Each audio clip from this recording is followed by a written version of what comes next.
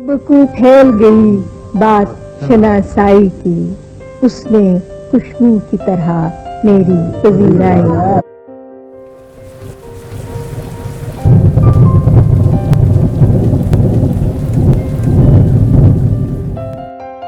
परवीन शाकिर, खुशबू की शायरा। उनका शुमार उर्दू की मकबूल तरीन शायरात में किया जाता है। वो 24 नवंबर 1952 को कराची में पैदा हुई। उनके वालिद सैयद साकिब हुसैन भी शायर थे और शाकिर तखल्लुस करते थे। इसी निस्बत से परवीन ने भी शाकिर ही तखल्लुस मुंतखब किया, जबकि अपनी इब्तदाई शायरी में उन्होंने अपना तखल्लुस मीना इख्तियार किया था। वो एक होनहार तालिबा थी और इल्म व अदब के घराने से ताल्लुक़ रखने के बाइस उन्होंने शायरी की इब्तिदा महज 15 बरस की उम्र से कर दी।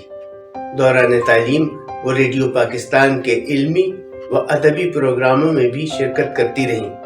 कराची यूनिवर्सिटी से अंग्रेजी अदब में मास्टर्स करने के बाद वो दर्स व तदरीस के शोबे से वाबस्ता हो गईं। फिर 1986 में कस्टम डिपार्टमेंट CBR इस्लामाबाद में सेक्रेटरी दोयम के तौर पर मुंसलिक हो गईं।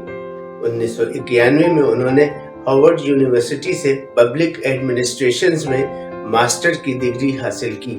शायरी के मैदान में इन्हें अहमद नदीम कासमी साहब की सरपरस्ती हासिल रही।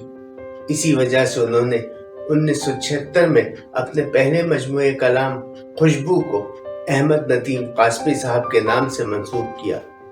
खुशबू के अलावा उनकी दीगर तख्लीक़ात में सद्दे बर्क 1980, खुद कलामी 1990, इनकार 1990 और माह तमाम 1994 शामिल हैं। उनकी शायरी नाजुक एहसासात और औरत के लिए गैर मुतवाज़िन रवैयों की आईनादार है। आखिरी अयाम की शायरी में उनकी नाकाम अज़दवाजी जिंदगी की झलक भी नजर आती है।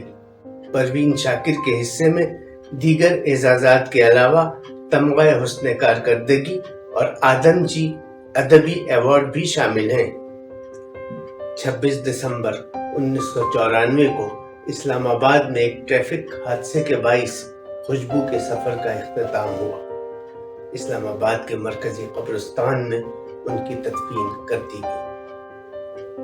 उनकी तदफीन के वक्त सर्द हवा के साथ बारिश की गिरती हुई बूंदें बता रही थीं कि सुपुर्द खाक होने वाली का इस मौसम से इश्क पुराना था।